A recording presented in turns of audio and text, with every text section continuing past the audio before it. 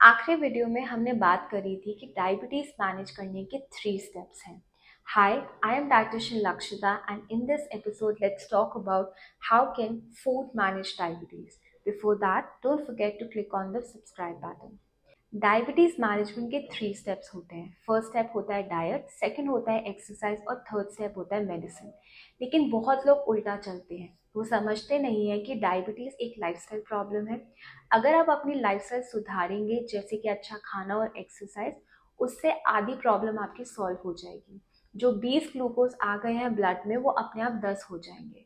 बहुत लोग क्या करते हैं, मेडिसिन स्टार्ट कर देते हैं और वही पुरानी लाइफस्टाइल फॉलो करते हैं और धीरे धीरे उनका ब्लड ग्लूकोज 200 से पार कर जाता है। डॉक्टर डोज बढ़ाते रहते हैं और फैमिली के बहुत फोर्स करने पे वो वॉक स्टार्ट करते हैं और जब तक वो हेल्दी ईटिंग पे आते हैं तो आधी नैया डूब जाती है। सो पहले डाइट, उसके साथ साथ 1 आवर रोज एक्सरसाइज और अगर ज़रूरत पड़ती है तो मेडिसिन। अगर आपने कोई भी आर्टिकल रीड करा हो डायबिटीज डाइट पर, वो हमेशा फोकस करते हैं कि कॉम्प्लेक्स खाप खाओ, फाइबर खाओ, हाई प्रोटीन डाइट खाओ और लो फैट डाइट खाओ। लेकिन ये सब होता क्या है? सबसे पहले स्टार्ट करते हैं डिटेल्ड कार्बोहाइड्रेट्स पर और एंड में उसे रिलेट करेंगे डायबिटीज से। कार्बोहाइड्रेट्स बना होता है कार्बन, ऑक्सीजन और हाइड्रोजन से। कार्बोहाइड्रेट कई टाइप के होते हैं। सबसे पहले होता है मोनोसैक्राइड। मोनोसैक्राइड का एग्जाम्पल है ग्लूकोज और फ्रक्टोज।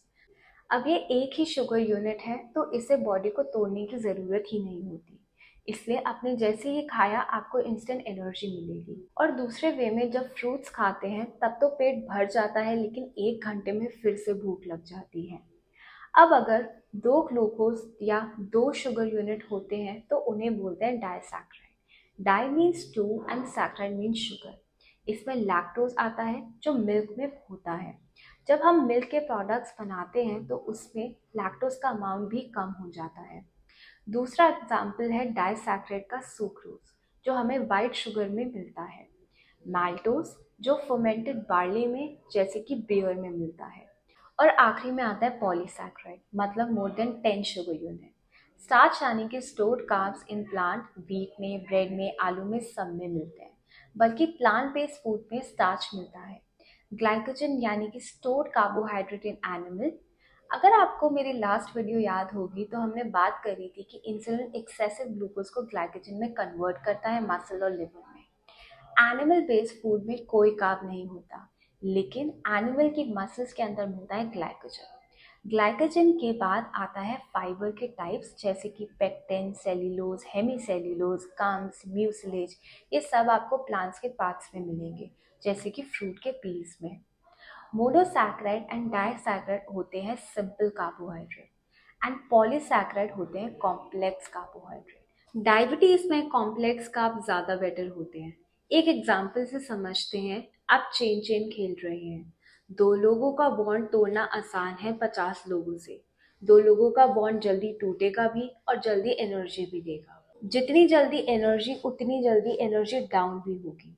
अब सोचो, अगर पॉलीसैक्राइड खाया है तो 50 में से 2 बॉन्ड ब्रेक हुए, उन्होंने एनर्जी दी और 2 एनर्जी डाउन भी हुई।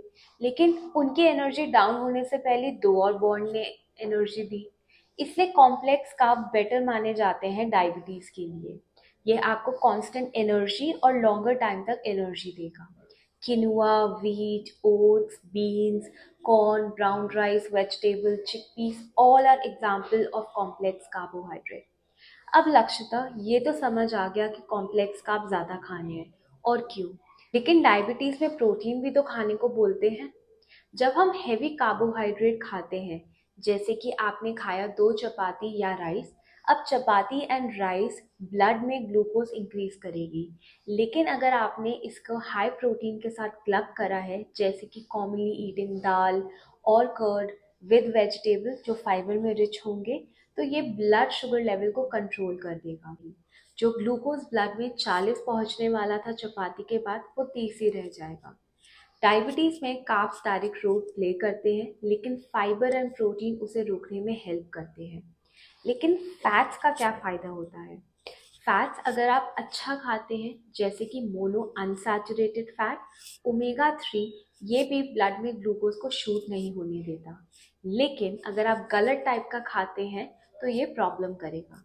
इमेजिन करो आपने पिज्ज़ा खाया है, वो एक हैवी कार्बोहाइड्रेट मील होगी जो लोडेड होगा चीज़ से।